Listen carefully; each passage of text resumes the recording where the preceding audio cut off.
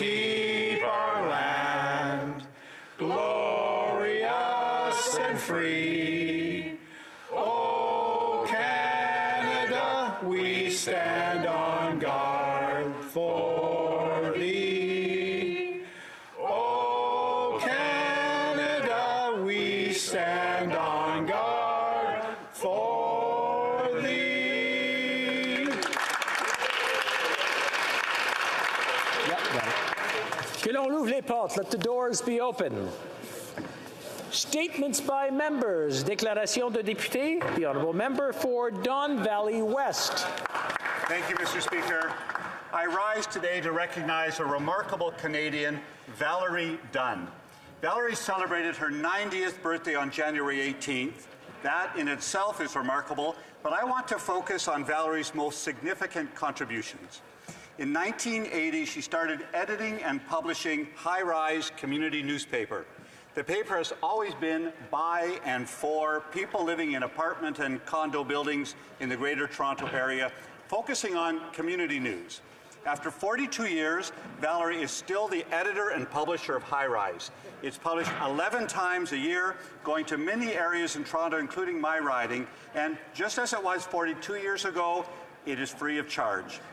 It's people like Valerie Dunn, energetic, innovative seniors, helping and informing neighbors, building community that motivate me to do the work that I do. Congratulations to Valerie, who at 90, in her words, will keep on trucking. Thank you, Mr. Speaker. The Honourable Member for Coast of Bay Central Notre Dame. Mr. Speaker, this past week, Newfoundland and Labrador lost one of its most accomplished citizens. Mr. Harry Steele passed away on January 28th. Born in Musgrave Harbour in 1929, he graduated from MUN and went on to join the Royal Canadian Navy, where he rose to the rank of Lieutenant Commander. Serving in the Navy prepared him for life in the business world, where he became an entrepreneurial icon. Mr. Steele began his business life with the purchase of the Albatross Motel in Gander. He quickly grew his hospitality business and expanded into aviation, transportation, printing and publishing, broadcasting, and the auto industry, to name a few. Mr. Steele received many tributes, and most notably, he was awarded the Order of Canada. After reminiscing with our mutual friend, Terry Hart, it was noted that Mr. Steele, like many from my province, enjoyed a good feed of salt fish. And like many as well, having a good chat. Mr. Speaker, please join me in sending our heartfelt condolences to Mr. Steele's wife, Catherine, and her sons, John, Peter, and Rob, and their families.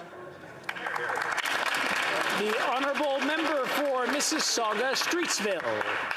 Mr. Speaker, on the morning of Saturday, January 15th, there was a dangerous house fire which took place in my riding. A 15-year-old and infant were able to escape. However, 3 other children were still trapped on the second floor of the home. Adam Atala, a resident of Mississauga Streetsville, bravely jumped into action when he saw the semi-detached home on fire.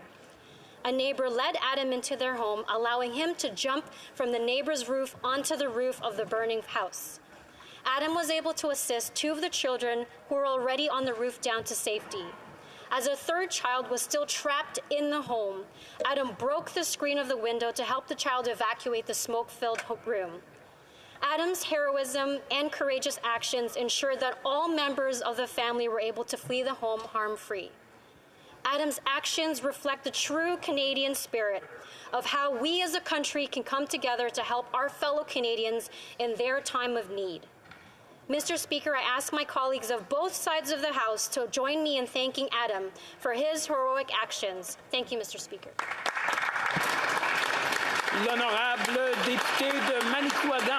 The Honourable Member for Manicouagan. Au nom du Bloc québécois. Mr. Speaker, on behalf of the Bloc québécois, I'd like to highlight the re-election of Ghislain Picard for an 11th term as Chief of the Assembly of First Nations of Quebec and Labrador.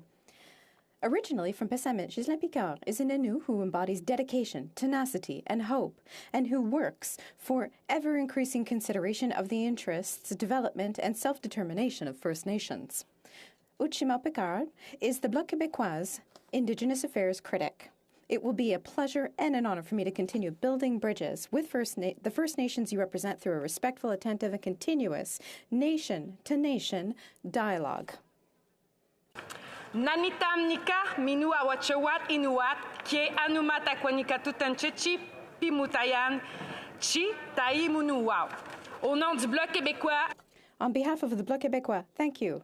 Chinashkumitin Uchima Picard for the colossal work that has already been done, and good luck for the work that remains to be done that we have yet to do. I wish you a good mandate. Député d'Hochelaga. The Honourable Member for Hochelaga. Monsieur le Président, la semaine dernière, les nouvelles mesures Mr. Speaker, last week, public health measures allowed the reopening of theaters and the movies. It was an announcement that we had been eagerly looking forward to, because let's face it, the cultural sector is probably the one that was most affected during the pandemic. Culture is part of our society. It reflects who we are and is also part of maintaining mental health. Let's never forget it. Hochelaga is full of innovative creators from all walks of life who manage to maintain their services to the population, such as the Théâtre Denis Pelletier, the Photocours, the Maison de la Culture Maisonneuve, and others. Yesterday, our government announced the launch of a $60 million Performing Arts Worker Resiliency Fund to support people working in the sector. This assistance is intended to help and comfort those who, every single day, give hope and courage to others during these difficult times. Thank you, Mr. Speaker. Le député de Charlebourg. The Honourable Member for Charlebourg-Haute-Saint-Charles. Monsieur le Président, nos athlètes canadiens sont... Mr. Speaker, our Canadian athletes will soon be in Beijing for the Olympic Games. And on behalf of the entire Conservative Party team, I wish them every success and many medals. But, according to Human Rights Watch, freedom of expression, which the International Olympic Committee is supposed to provide to athletes during the Beijing Games, means nothing in China. We know full well that human rights and freedom of expression just do not exist in China. Noting concerns about data privacy and spying, some Olympic teams in Europe advised athletes not to bring personal phones or laptops to Beijing. Tennis player Peng Shuai could confirm this, but she made the mistake of writing on social media that she had been sexually assaulted by a former senior member of the ruling Communist Party, and suddenly she disappeared. So yes, we're happy for our athletes, but we have no doubt that the Chinese Communist Party is unworthy of hosting the Olympic Games. The Honourable Member for the Northwest Territories.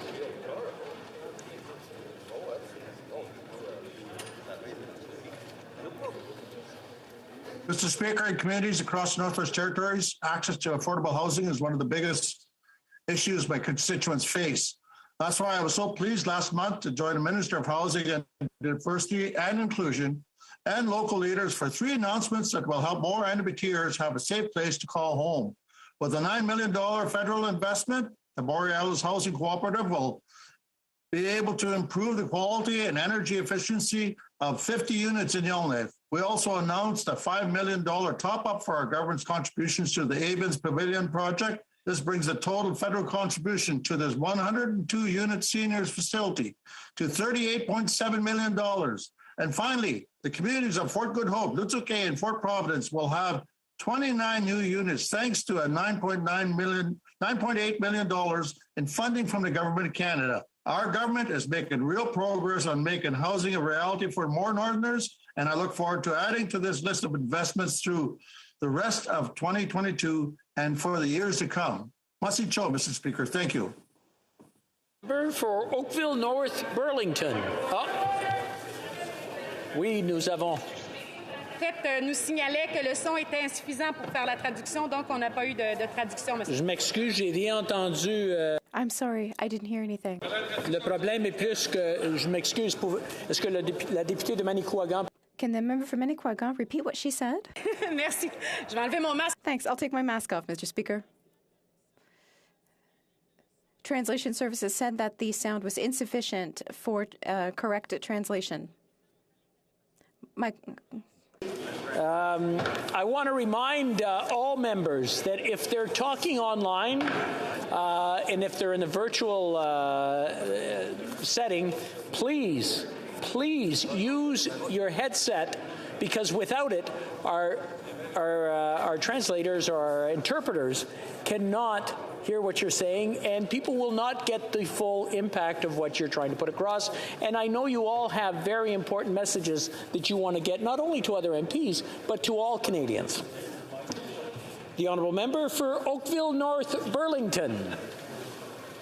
Thank you, Mr. Speaker. Black History Month celebrates the many past and present accomplishments and contributions of Black Canadians that make our nation culturally diverse, resilient, and inclusive. This year's theme is February and Forever, celebrating Black history today and every day. I'd like to pay tribute to Veronica Tyrell, community leader, founder of the Canadian Caribbean Association of Halton, recipient of the Queen's Diamond Jubilee Medal, and tireless advocate for diversity and inclusion, and my friend. She was a trailblazer in our community, working with disadvantaged youth, police services, and highlighting Oakville's Black history, focusing on the town's role in the Underground Railroad and more. She was a champion of Black history and believed in equal opportunity for all. Veronica's hard work and legacy lives on, but I know she would also say there is more work to do to empower all Canadians, especially Black communities, and it is incumbent on each of us to finish her work. Thank you, Mr. Speaker. The honourable member for Calgary Shepherd. The late Colin Powell once told the U.S. president, "You break it, you are going to own it." Well, the Prime Minister broke the real estate market, and now he owns this entire crisis. 2021 was a boom year. 667,000 residential properties changed hands that year, a 30% increase over a 10-year average. Average prices went from $434,000 to $811,000, an 81% inflation increase. And the Prime Minister's solution is a scheme from the CMHC called the First Time Home Buyers Incentive that was supposed to help 100,000 Canadians, but government documents show that it's only helped 14,000. They expanded the criteria 3 times. CMHC said they would reach 65,000 in a memo from November of 2020. It's a booming real estate year, record sales, record inflation. Only Canadian families have suffered. Fixing this mess starts with admitting mistakes. The FDHBI is a failure. It's time to abolish it. The honourable member for Vaughan Woodbridge. Mr. Speaker, we all know that great cities are built by exceptional citizens that contribute their time and efforts to building an inclusive community. Today, I wish to recognize community leaders in the city of Vaughan who were recently appointed to the Order of Vaughan, which pays tribute to those who have made a meaningful impact on Vaughan's civic life by dedicating their time and talents to the city's ongoing success.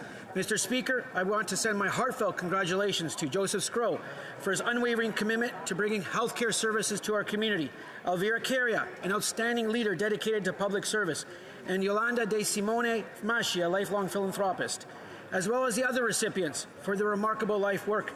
Mr. Speaker, they embody the spirit of generosity that characterizes the residents of the city of Vaughan and make our city a better place to live in. Their achievements and contributions will impact many generations, and their stories will be forever etched in Vaughan's social fabric. Thank you, Mr. Speaker. The honourable member for Caribou, Prince George. Mr. Speaker, last August I was honoured to attend the start of the ground sonar search at the former residential school of St. Joseph's Mission in my hometown of Williams Lake. And last week, I, along with Canadians across the country, were heartbroken to hear the news out of my hometown that after completing phase 1 of the ground sonar search and searching only 4 of 400 hectares, the burial sites of 93 human remains were discovered. Mr. Speaker, this impacts my family and the families of friends, as we had loved ones that attended St. Joseph's Mission. Some came home and some did not. My heart breaks for the families and the communities who continue to be affected by the intergenerational trauma associated with the residential school system.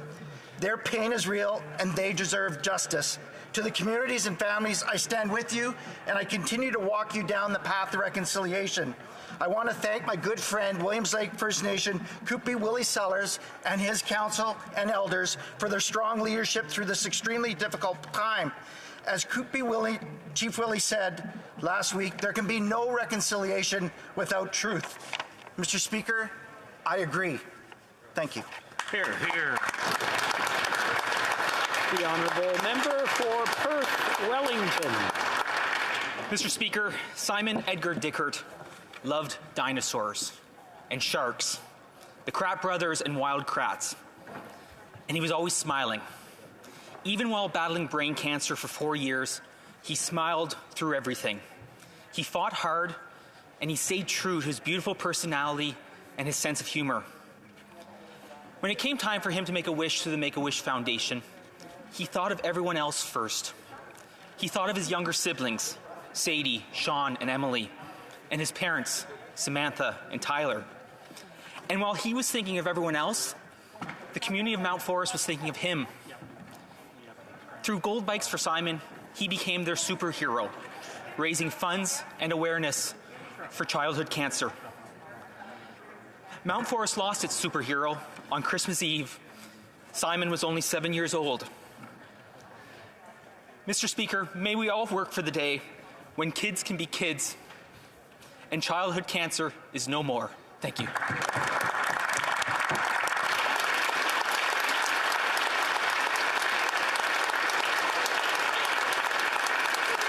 The honourable member for Sault Ste. Marie.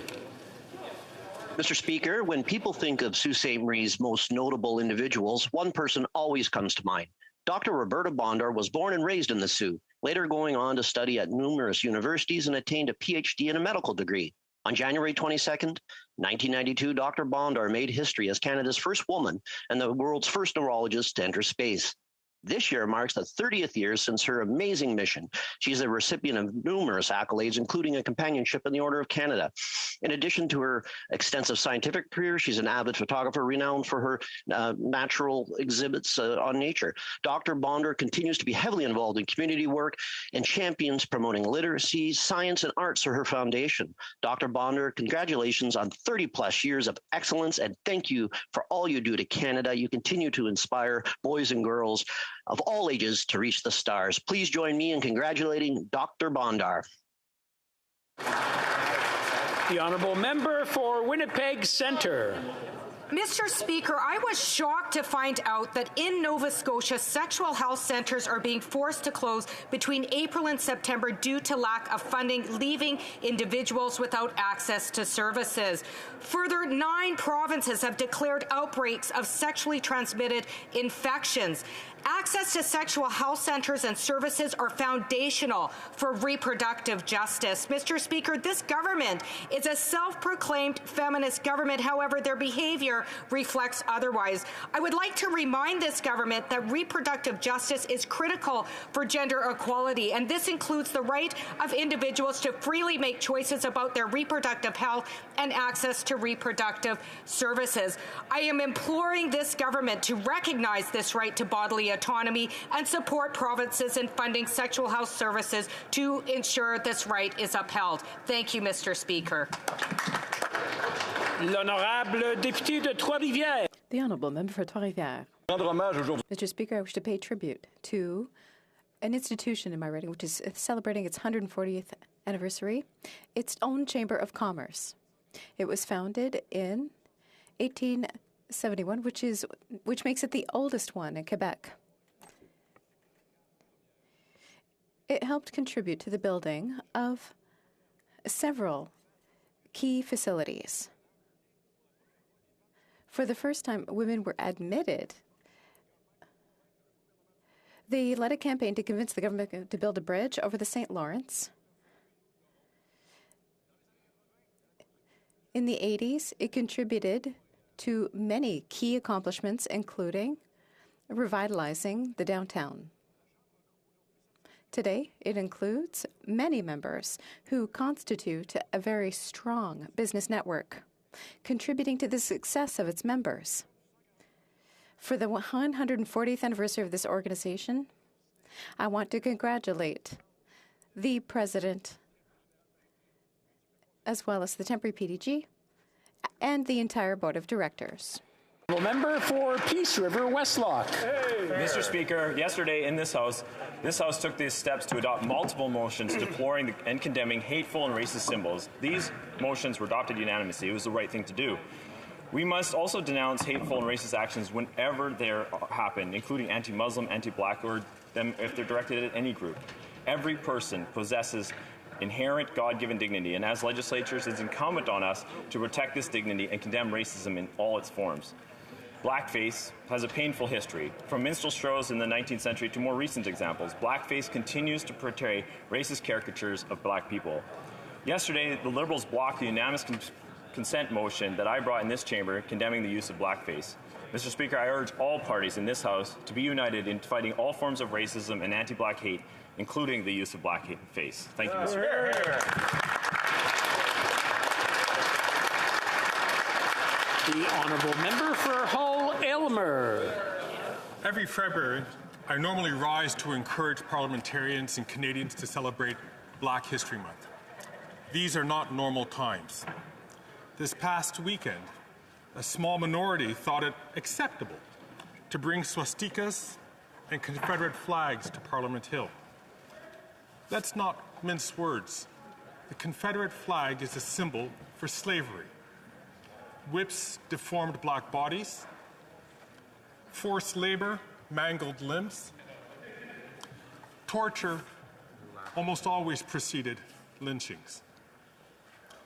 Intellectually, I know that very, very few people today would support what the Confederate flag represented. I will assume that the Confederate flag was tolerated this weekend out of respect for the individual's freedom of expression. However, in my heart, I was left wondering, who else supports this flag? Without real-time denunciations, how am I to know? That's what scares me. Even after 188 years since the abolition of slavery in Canada, in some people's eyes, I am not equal, nor should I be free. This is why I celebrate Black history, Black Canadian history, every February and throughout the year. Thank you, Mr. Speaker.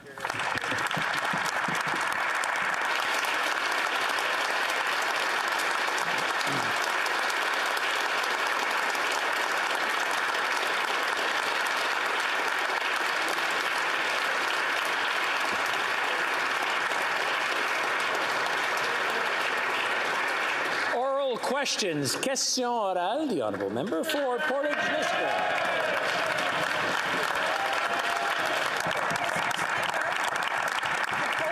Outside is now in its 5th day. I know the Prime Minister doesn't agree with the truckers and their supporters, but he does have some responsibility as a Prime Minister to help bring some resolution. Can the Prime Minister tell this House and tell all Canadians if he has any plans to help these folks feel like they've been heard? Does he have any plans to bring some resolution to the situation that's going on right now outside? The Right Honourable Prime Minister. Thank you, Mr. Speaker. I'd like to begin by recognizing the member for Durham and thanking him for his service. There is a lot we don't agree on for the direction of this country, but he stepped up to serve his country, and I want to thank him for his sacrifice, and also particularly Rebecca, Molly, and Jack for being part of what is a very, very difficult life for even the most successful of us. In regards to the vaccine mandates, we had an election on those 6 months ago, and Canadians overwhelmingly supported politicians who were firm that vaccinations are the way through this pandemic. The honourable member for Portage Lisco. Thank you, Mr. Speaker, and I do thank the Prime Minister. We're not fully able to hear his answer, but I heard the beginning of it in the end, and I do thank him for the remarks he made about the member from Durham, and we really appreciate that. I do want to go back to the issue at hand, and I totally get, and I think we've all heard the Prime Minister doesn't agree with the position of these protesters. I think that that's clear, but he has a responsibility as Prime Minister to help bring some resolution. And if they feel that they've at least been heard, they could maybe start to make some plans to go back home to their families. So what is his plan to bring some resolution to this impasse? The Right Honourable Prime Minister. Mr. Speaker, from the beginning of this pandemic, we've been focused on encouraging Canadians to do the right things, to be there for their neighbours, for the frontline health workers, vulnerable people in their families. That means following public health advice. That means getting vaccinated. That means being there for each other as communities in respect and in support.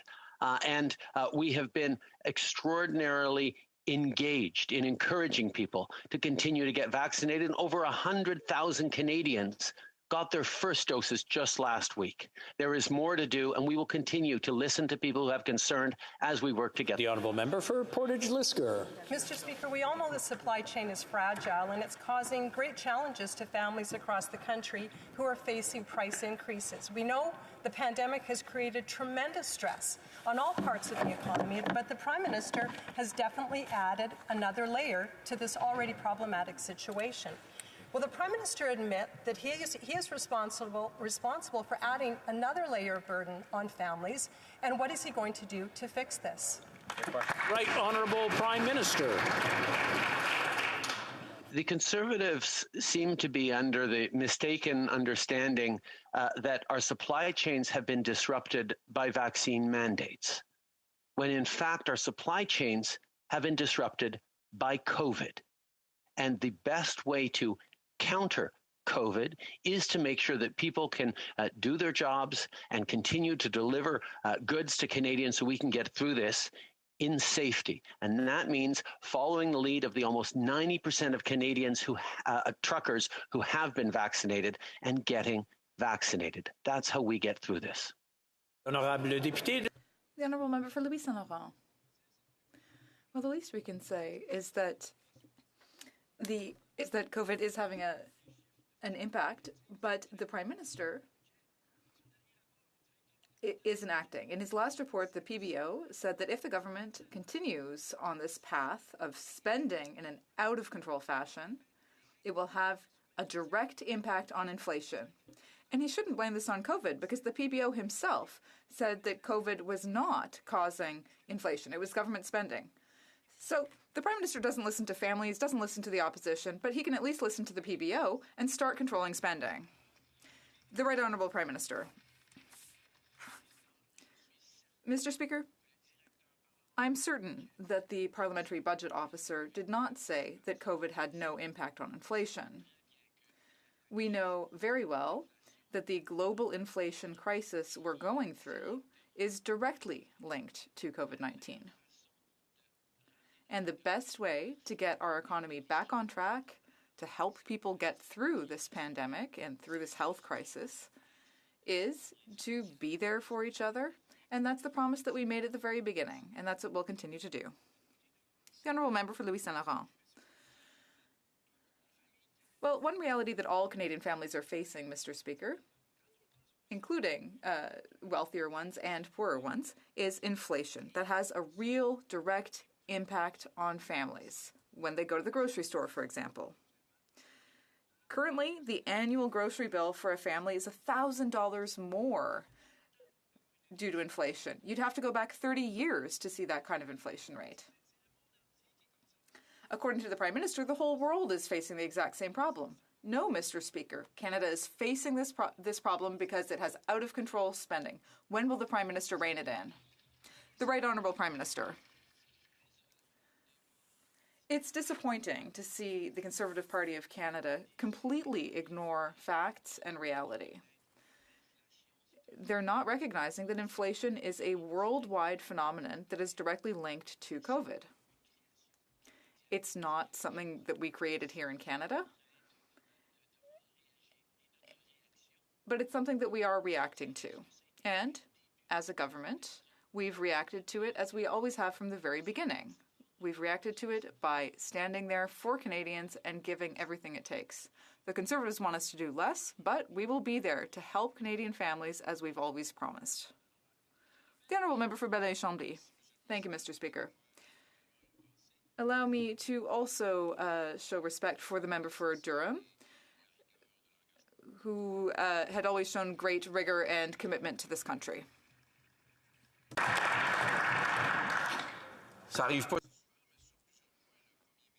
Well, it doesn't often happen, but on a few points, the Prime Minister and I agree. Protesting is a right, but it needs to be regulated. It's probably not a good idea to protest too much during a pandemic. The pandemic has gone on for a long time, and the protests are concerning. Now, can the Prime Minister tell us what he intends to do, concretely speaking, to end the protest crisis outside? The Right Honourable Prime Minister. Mr. Speaker, my colleague for Belleuil-Chambly knows that it is not up to politicians to direct police forces. The police do their work independently. But as a government, we will ensure that we provide all of the resources necessary for law enforcement agencies to do the work that they need to do to keep Canadians safe. And, of course, to ensure that the residents of Ottawa can get back to their normal lives very quickly, we hope. The Honourable Member for Belleuil-Chambly.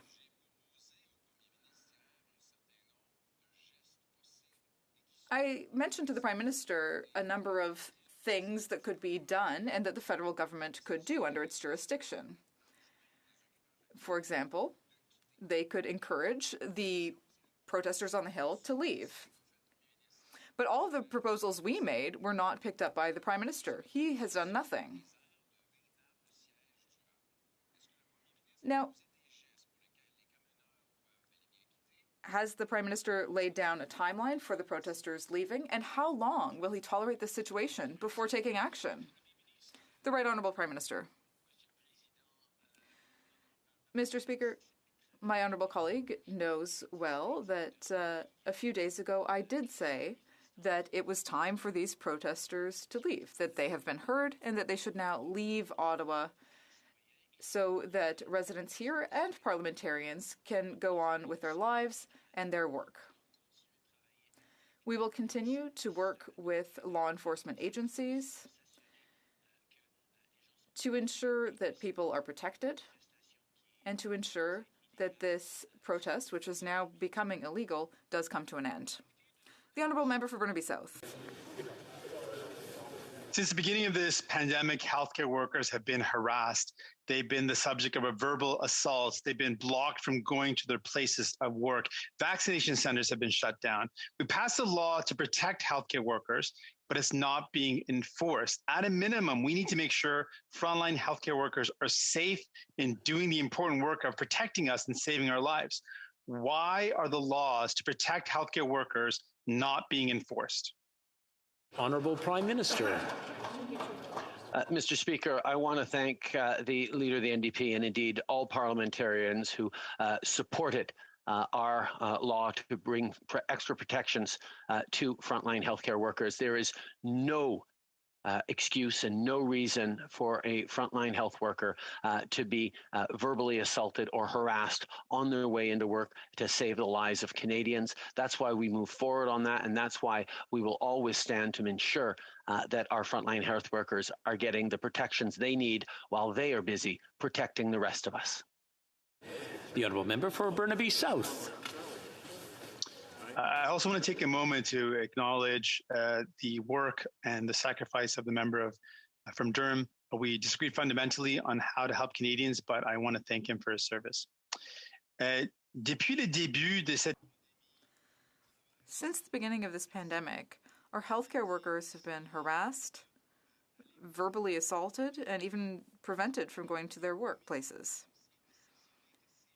At a minimum, we need to make sure that these healthcare workers who have done so much to help and protect us can do their work. We passed a law to protect them, but currently that law is not being adequately enforced. Why are these laws to protect healthcare workers not being enforced? The Right Honourable Prime Minister. Thank you, Mr. Speaker. We entirely agree, and I'd like to thank all of the members in this House, including the NDP leader, for having supported our bill to create new protective measures for healthcare workers. They do not need to be harassed, insulted, and frightened when they're just trying to do their work to protect other Canadians. That's why we will continue to ensure that we are doing everything necessary to protect them as they do their work. For Thornhill. Mr. Speaker, Canadians are undoubtedly frustrated with the continued COVID restrictions. This weekend, the Transport Minister stated that the cross-border trucking mandate is temporary, but that new interprovincial vaccine mandates for truckers are on the way. The Canadian Chamber of Commerce, the CFIB, manufacturers and exporters have all called the existing vaccine mandate harmful, bad policy on our fragile supply chain. The government continues to ignore the frustration. Is the mandate temporary, or is he expanding it? Right Honourable Prime Minister. What the Conservative Party seems to continue to not understand is the threat to our supply chains is COVID, not vaccinations.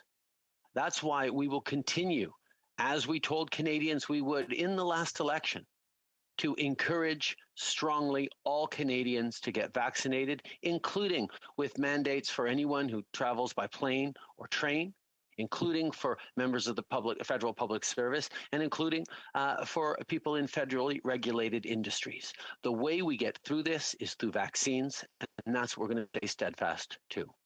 Well, member for Thornhill. Prime Minister should talk to the Transport Minister, because the Transport Minister knows that 14,000 less loads entered Canada in the first week of this cross-border mandate.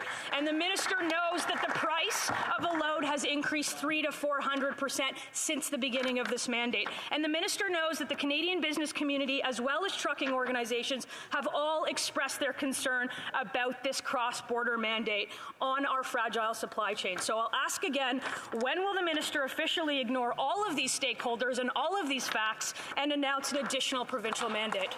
The Right Honourable Prime Minister.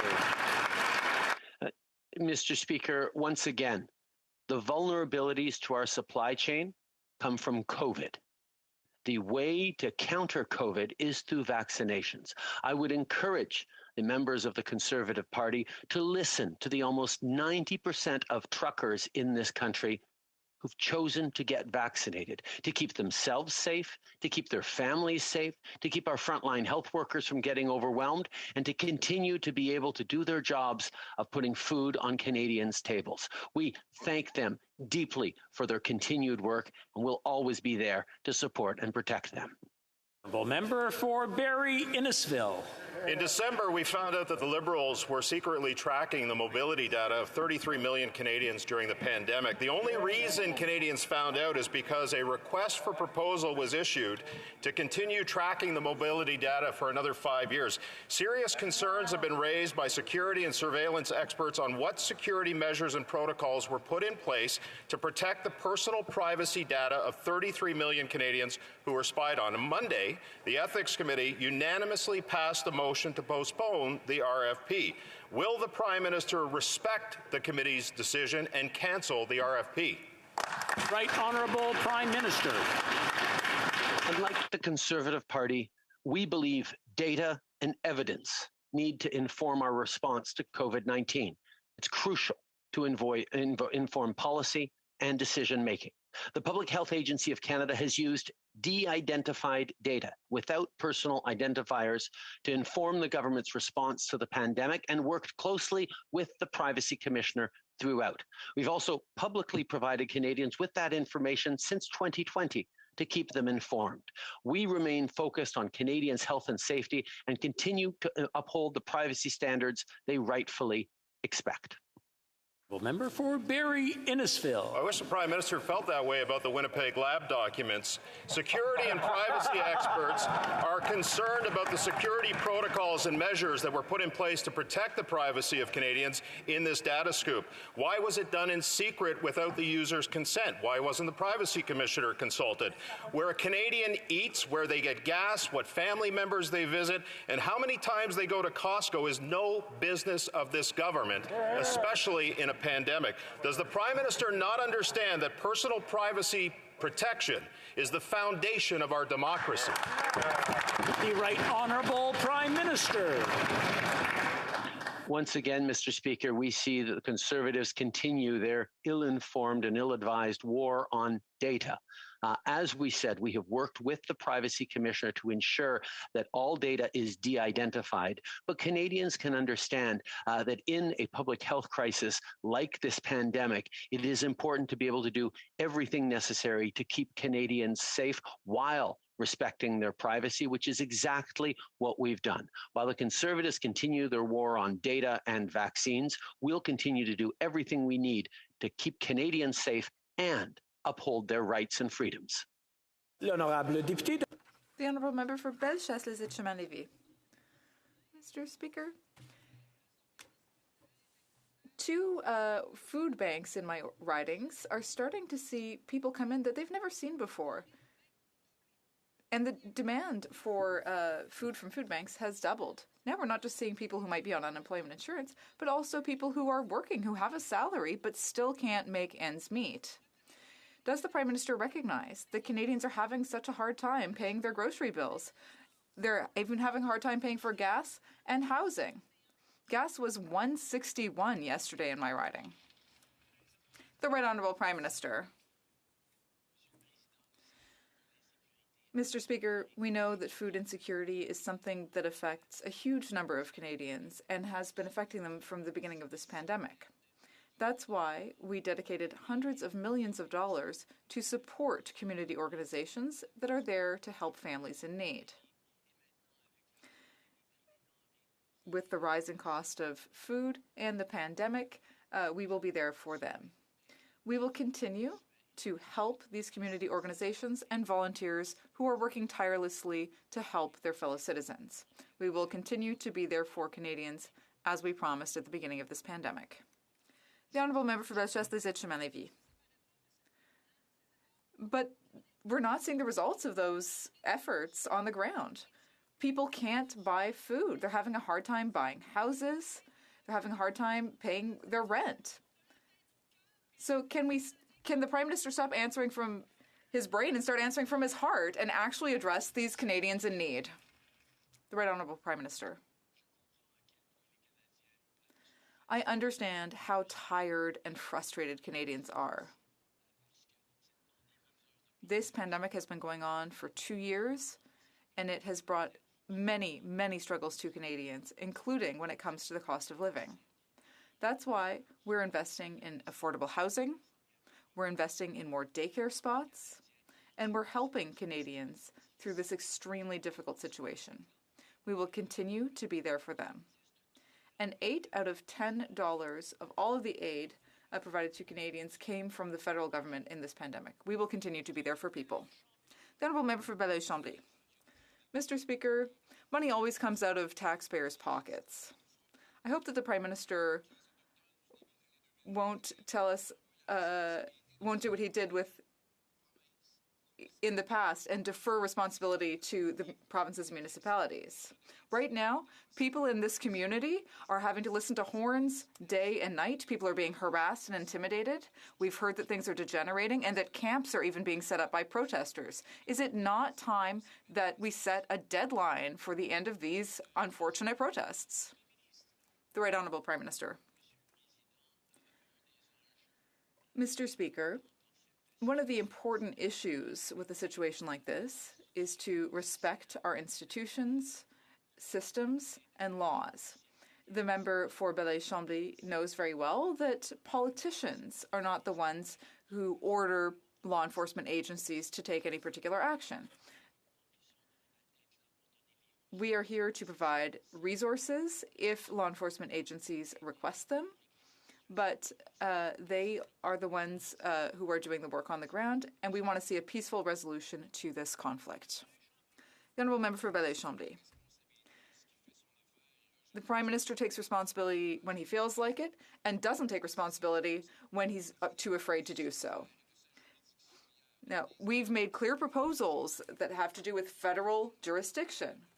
We talked about talking to the truckers who are favorable to vaccination. Does he intend to actually do anything?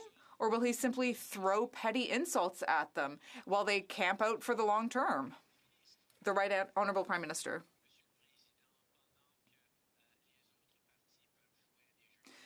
Mr. Speaker, other parties may play partisan games, but we remain focused on Canadians, and on people who need help. And yes, that includes the people of Ottawa who are having a hard time getting to work and living their lives in their home city. We will take action to end these protests, and we're going to continue to invest to help families, to help small businesses, and to help the country get through this pandemic. Member for Calgary Nose Hill.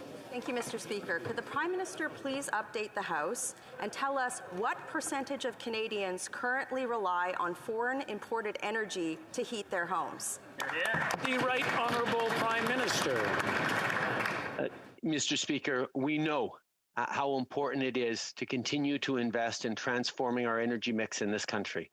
With climate change a reality that almost all Canadians understand and accept, we need to make sure we're drawing on the expertise of our energy sector, of our energy workers, to be able to transform towards lower carbon sources of electricity and energy. That's exactly what we are focused on right now. I'm pleased that the Conservative Party seems to understand that we need to transform our energy mix. I look forward to working with them and with all Canadians across this country to make that happen. Honourable Member for Calgary Nose Hill. I actually didn't expect him to know the answer. I mean, why would he, right? It's 30%. 30% of Canadians rely on foreign imported energy to heat their homes. Energy prices are out of control. And when he talks about transforming our energy mix, Mr. Speaker, he should be talking about transforming it to sovereign-produced Canadian energy that is rapidly decarbonized instead of offshoring our jobs. Will he commit to ending Canada's reliance on high-carbon, imported foreign energy? Honourable Prime Minister. I have committed Canada to ending its reliance on carbon-intensive fuels. We are going to reach net zero by 2050. And that is going to be something that we will only accomplish by working with and leaning on the extraordinary energy workers across this country who've created such extraordinary energy industry across this country and who are going to be a central part of moving us beyond our reliance on fossil fuels to be able to support ourselves with cleaner energy. That's the goal that we have on this side of the House, Mr. Speaker. It would be nice to see. Member for Calgary Nose Hill. That's really interesting, Mr. Speaker, because you know what he's asked the Natural Resources Minister to do in his mandate letter? End energy sector jobs. That's actually in the Natural Resource Minister's mandate. So instead of diversifying our energy mix, he should be trying to ensure that Canadian energy workers have jobs, not offshore to Saudi Arabia. Will he say today that he will commit to ending the tankers of Saudi high-carbon, high-fossil fuel oils and instead commit to protecting energy sector worker jobs in Canada? The Right Honourable Prime Minister.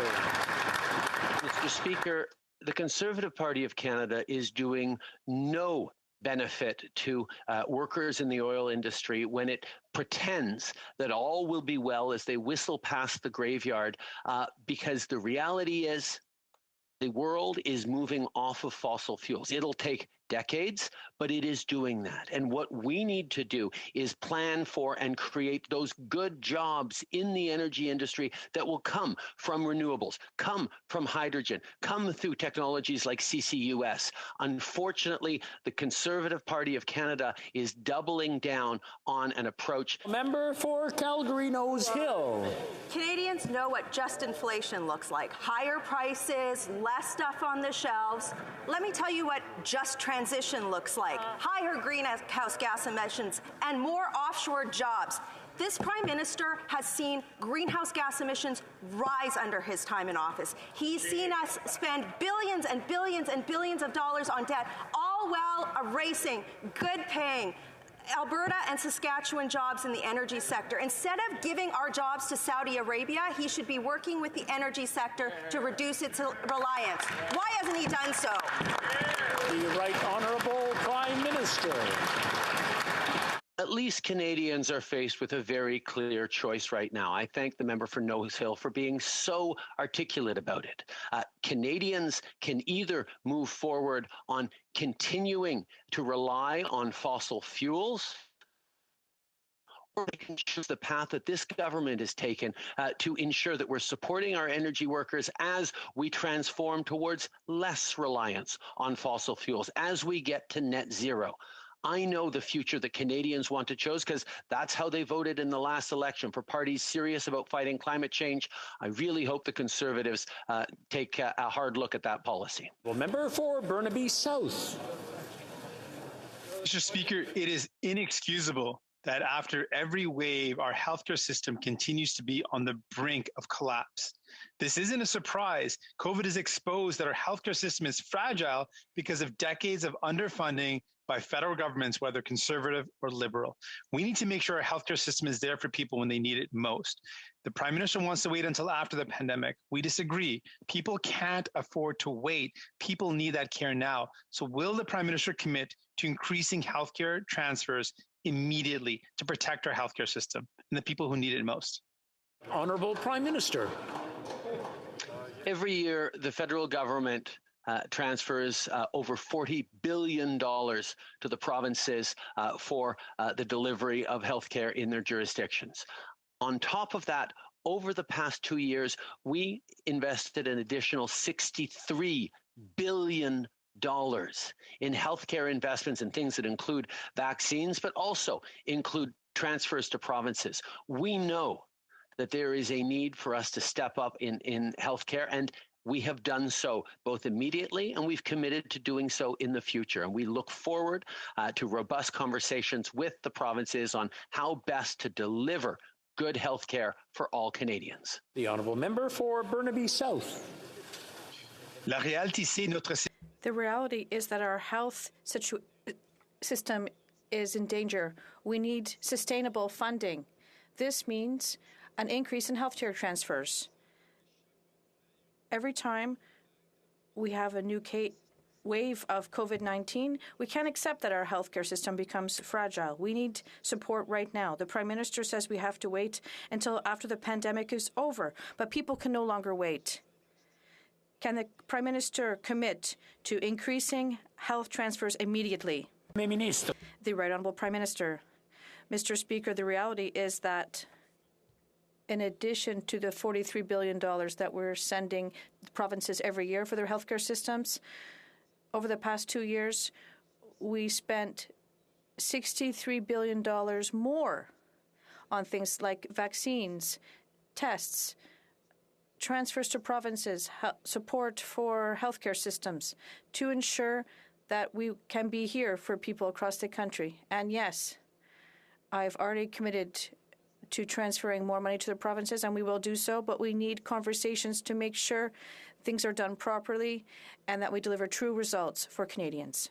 The honourable member for Etobicoke Centre. Thank you, Speaker. In 2014, Russia twice invaded Ukraine, first in Crimea and then in eastern Ukraine. Recently, Russia has massed over 130,000 soldiers on Ukraine's border and is threatening a further invasion of Ukraine. This further Russian aggression is a threat to not only Ukraine's security, but to Europe's security, to that of our allies, and to Canada's security. Could the Prime Minister please explain what steps Canada has taken and will take to deter a Russian invasion of Ukraine and to protect Ukraine's sovereignty and territorial integrity? Excellent question. Right, Honourable Prime Minister.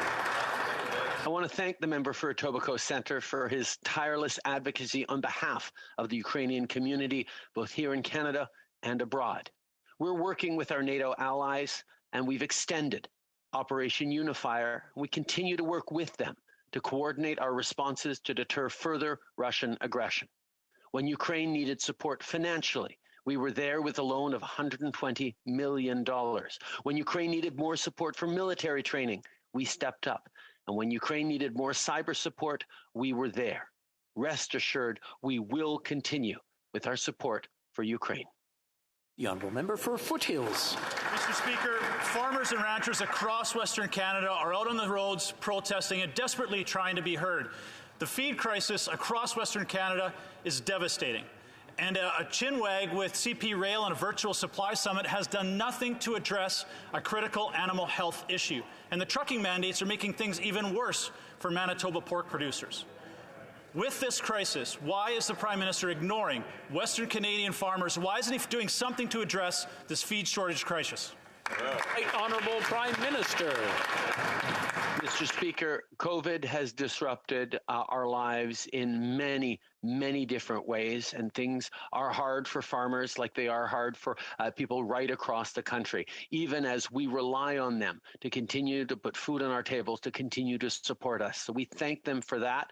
We will continue to make sure we are getting through this pandemic the best way possible. That means making sure people get vaccinated to stay safe and not overwhelm our health systems, and be there with supports for small businesses, for farmers, for industries that are hard hit by this pandemic. Those supports are what is helping us through and making our recovery so strong. Honourable Member for Foothills. Mr. Speaker, the Prime Minister's Liberal policies are making it more difficult for Canadians to even purchase groceries and afford the food that they need. But when they are contributing to an animal health crisis, that is a new low for this government.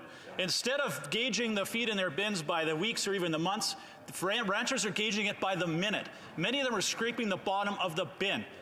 Producers and cattle ranchers are putting their animals on rations. Pork producers in Manitoba, Quebec, and Ontario are culling their herds. This is an animal health crisis. So when there is a crisis, why is the Prime Minister's default to blame Canadians instead of finding a solution? Honourable Prime Minister. Mr. Speaker, we know what the solution is, and we've been working on the solution with Canadians for the past 2 years. Keep supporting small businesses, keep supporting our ranchers and farmers, continue to rely on science and evidence and public health measures to minimize the impacts of this pandemic, continue to invest, to be there for people. While the Conservative Party has criticized us for doing too much to support Canadians, we know that investing up front to support Canadians is what has led us to have a strong economic recovery and low impacts of COVID. There are still challenges. We will continue to be there. Member for Foothills.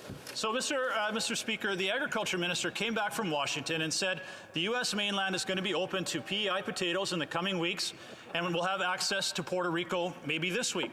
So, shockingly, I guess it was a political dispute and had nothing to do with the quality of PEI potatoes.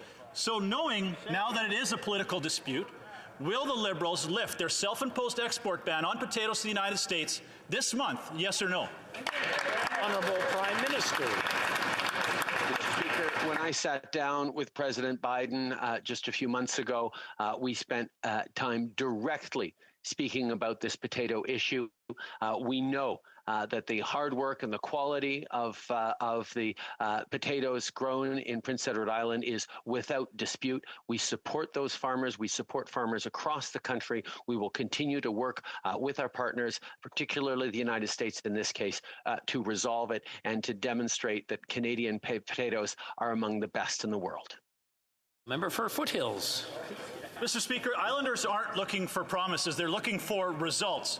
The Agriculture Minister said that Secretary Vilsack said that they would have access to the U.S. mainland and Puerto Rico perhaps this week. Yet still, nothing has happened. And now, Secretary Vilsack has said there is absolutely no timeline to reopen United States mainland or Puerto Rico to PEI potatoes. That is not what the Agriculture Minister promised PEI potato growers. So, do we believe the Agriculture Minister, the Prime Minister, or Secretary Vilsack? Who's telling the truth? The Right Honourable Prime Minister. Mr. Speaker, as Islanders know well, we have been engaged on this issue from the very beginning. Ministers Bibeau and Macaulay had a very effective trip to Washington just last week, where they were able to engage directly on finding solutions for this issue. We know how difficult it is for Islanders, but we are going to continue to stay on their side, by their sides, working with them to resolve this as quickly as possible. The Honourable Member for Jonquière. Mr. Speaker, everyone is exhausted from COVID, but the ones who are the most aren't those who are the ones honking their horns outside. It's the caregivers who have been struggling for 2 years. And unfortunately, healthcare workers don't have the attention or support of the PM. The healthcare system is crumbling, and the Prime Minister must do his part to rebuild it. He needs to do his part to hire more people and to increase capacity and the quality of care. And doing his part also means increasing healthcare transfers. Does the Prime Minister understand this? The Right Honourable Prime Minister. Mr. Speaker, Since the beginning of the pandemic, not only have we transferred $43 billion per year to provinces for their healthcare systems, but we've also spent $63 billion additionally on healthcare expenses to help Canadians and healthcare systems to get through this pandemic. We have shown that we are here to help Canadians like we promised. 8 out of every $10 in all the assistance sent to Canadians during this pandemic came from the federal government and not the provinces. The member for Jonquière, that's reassuring. The $63 billion that the Prime Minister is talking about is for emergency measures. We won't see that money in healthcare. But we knew the healthcare system was underfunded before the pandemic, and it will be also after. And now, and that is why Quebec and all the provinces are asking for healthcare transfers to be increased and for the healthcare system to be rebuilt. It will be the task for 2022. Will the Prime Minister contribute to this? The Right Honourable Prime Minister. Yes, Mr. Speaker. I committed last year to be there to increase healthcare transfers. How to do so to deliver the best health care and results for Canadians? Well, that will be the subject of discussions we will have with provinces right now. But yes, we will be there like we were there during the pandemic to make sure that we have quality health care for all Canadians across the country. The Honourable Member for Mégantic-L'Érable. Thank you, Mr. Speaker. For almost 2 years now, we've been fighting against this pandemic. Yesterday, I asked the Minister of Finance, how can parents pay their groceries with the rampant inflation that we're dealing with, not seen in 30 years? And the only answer I got, Mr. Speaker, was inflation is worse elsewhere than here in Canada. It doesn't put food on the table for Canadians. And I'll try again with the Prime Minister. Everything costs more today. How long will he tolerate the impoverishment of Canadians? The Right Honourable Prime Minister. Mr. Speaker, since the beginning of this pandemic, we made a simple promise to Canadians that continues with the commitment we made in 2015 to be here for Canadians, to support them during tough times. And that is what we did throughout the pandemic, despite the Conservatives who said we were doing too much for families. And we're going to continue to be there for them. Initiatives for creating more daycare spots and for affordable daycare across the country is making an enormous difference in the lives of families, even though the Conservatives are against that initiative. The Honourable Member from Mégantic-L'Érable. Mr. Speaker, when you go in the grocery aisles and you see the cost of chicken, meat, the cost of everything, all the prices are going up by 5.7%. Well, you don't wonder where the money's coming from and who's doing what. You just wonder how you're going to pay your groceries when you get to the cash. Do you have to put something aside? Because what you'll see at the cash register will be higher than the amount you have in your pocket to pay. And that's what concerns family, Mr. Speaker, family. And when people have to go to food banks, well, there's 10 or 15% more people going to them. And we wonder how far this government will go by letting Canadians become increasingly poor. The Right Honourable Prime Minister. Mr. Speaker, since the very beginning of this pandemic, we understood that the best thing to do was to be here for Canadians. And that's exactly what we did. Not only to battle this healthcare crisis and save lives, but also to make sure that our economy would recover quickly throughout and after this pandemic. That's what we did, and that's what we're doing right now. Through a very strong economic recovery, we've seen more jobs return in Canada than other countries have, and we're going to continue to be here to help families, including throughout this crisis in terms of the cost of living and affordability. The Honourable Member from Mégantic-L'Érable. Mr. Speaker, the only winners in this inflation is the government. Because if everything costs more money, people have to pay more taxes, Mr. Speaker. That's the reality. Mr. Speaker, if our economy is going so well, like the Prime Minister says, how come mothers and fathers can't seem to make ends meet? How come they have hard decisions to make when they have to feed their families? The question we're asking right now is, when will the Prime Minister take action and realize that inflation of 5% or 6% or 7% or 8% or 9% or 10%, 11%? The Right Honourable Prime Minister. Once again, we see that the Conservative Party is having a hard time understanding reality that Canadians are facing. We are in a pandemic that is global. It has had a great impact on the cost of living, on food supply chains, and yes, on inflation. And the best way to end this and to minimize the impact, the best way to do this is through vaccination. It is through public health measures. But the Conservative Party can't even convince its own members to get vaccinated. The Honourable Member for Pontiac. Thank you very much, Mr. Speaker. Suicide is the 9th leading cause of death in Canada and the 2nd leading cause of death in people aged 15 to 34 years of age. The suicide rate amongst Indigenous people is even higher. North of my riding, Mr. Speaker, Indigenous communities face many barriers and are very affected by this issue. This week is the 32nd National Suicide Prevention Week in Quebec, and this year's theme is Talking About Suicide Saves Lives. The Right Honourable Prime Minister.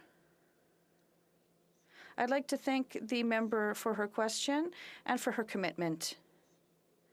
Our thoughts go out to the loved ones of those we have lost to suicide and for those who suffer from suicidal thoughts. We'd like to support all Canadians and ask them to develop the app that is available 7 days a week, 24/7. We're also committed to fully funding and establishing a national suicide prevention hotline. No one should have to be ashamed to ask for help. Selkirk Interlake Eastman.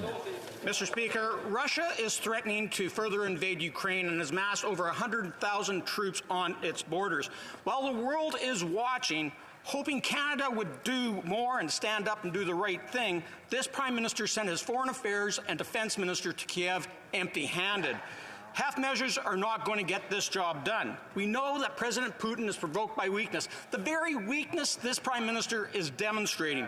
When will the Prime Minister actually stand with Ukraine and send them the lethal defensive weapons they've asked for? Right Honourable Prime Minister. Mr. Speaker, I know the member for Selkirk Interlake has a strong Ukrainian community in his riding, and I'm glad he continues to stand with us for Ukraine. But I will highlight that if he had actually spoken with Ukrainian officials and leaders, he would know that their number one ask was for $120 million of sovereign loan for economic supports, which we delivered in days, and an extension of Operation Unifier to make sure that Ukrainians themselves have all the necessary training and abilities to defend their territory, as we know they will. Canada stands in solidarity with Ukraine and will continue to. The Honourable Member for Selkirk Interlake Eastman. Well, Mr. Speaker, empty rhetoric and good wishes aren't enough to stop the Russian invasion. The Prime Minister knows he's offside with our NATO allies. Poland, Latvia, Lithuania, Estonia, the United States, the United Kingdom have all provided lethal defensive weapons. Ukraine needs our support now before Russia invades, not after. When will the Prime Minister send defensive lethal weapons, restore the supply of RadarSat images, and apply Magnitsky sanctions against those responsible for this escalation? The Right Honourable Prime Minister. Once again, we see the Conservatives trying to mislead Canadians on what we're actually doing. We are delivering the support that Ukraine asked for, both economic support and, most importantly, expanding immediately Operation Unifier, which is an extraordinarily successful operation that has trained over 33,000 Ukraine military forces to be able to stand strongly against any further Russian incursion. We are working closely with the government of Ukraine and all of our NATO allies to demonstrate that we are strong with Ukraine and united against any further Russian incursions. The honourable member for Selkirk Interlake Eastman. Well, the Prime Minister knows that an invasion is imminent, and he knows that sending soft aid isn't going to fix the situation. Buying pillows, this isn't going to work. This isn't a pillow fight.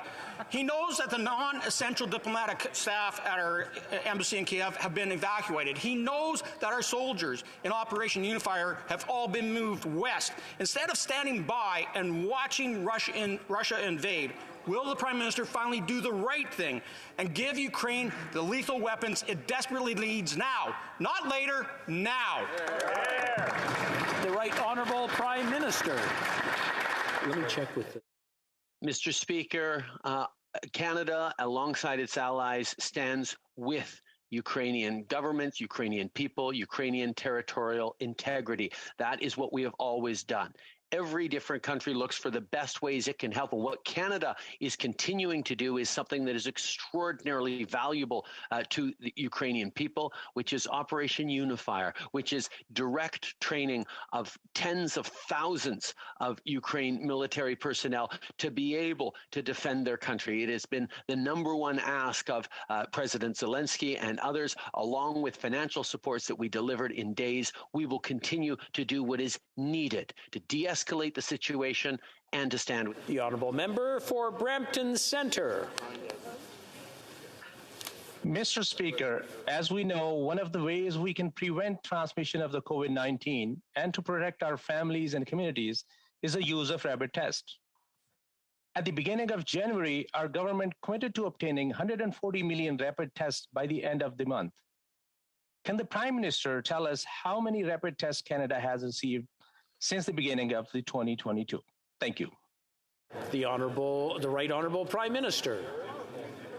I want to thank the member for Brampton Centre for his question and for his hard work.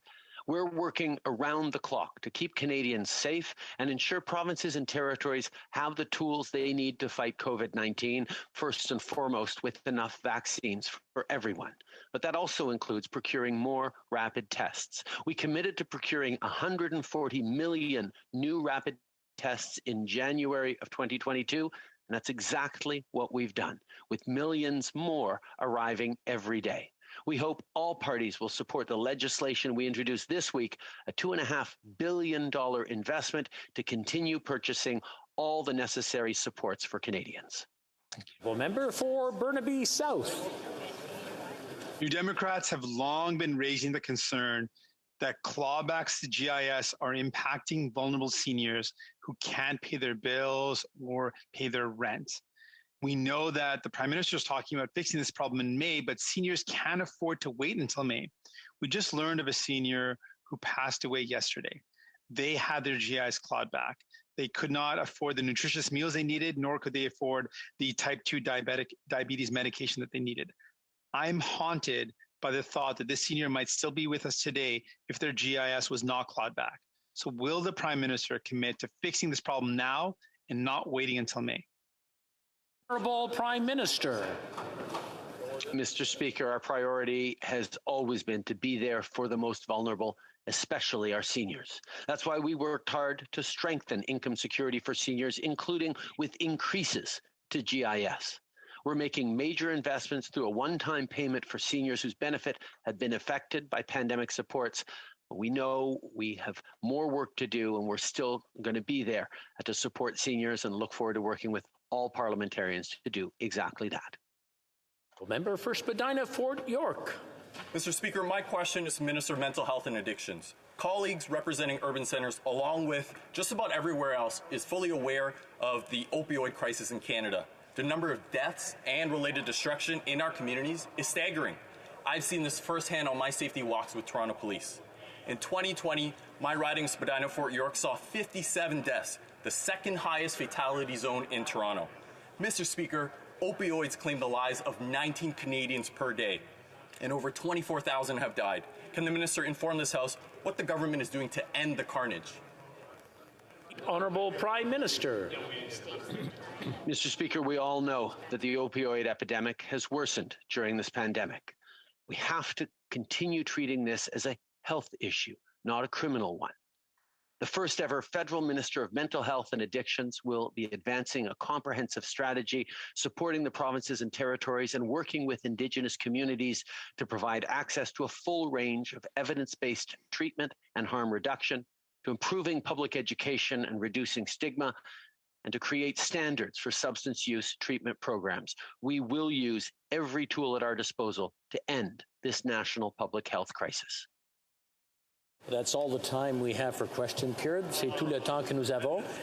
That's all the time we have. Opportunity. I know it's been brought to my attention that a couple of terms were used during question period today that were trying to accomplish indirectly what we can't do directly in the chamber. So I just want to remind everyone in the chamber that that is something that we have to respect, and it will increase the amount of respect that we have for each other in the chamber, allowing us to better operate and get through our business. Nous avons un rappel au règlement, l'honorable député de Drummond. The honourable member for Drummond. Mr. Speaker, there has been consultation among the parties, and I think that you will find there is unanimous consent for the following motion: that this House reaffirms the vital and essential role of journalists in a democracy and condemns the attempts to intimidate them over the past few days in their coverage of the events in Ottawa.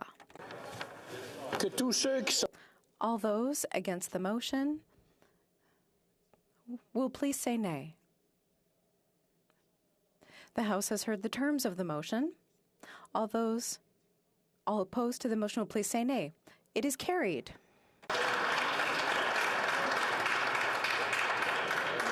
Okay, we're all set.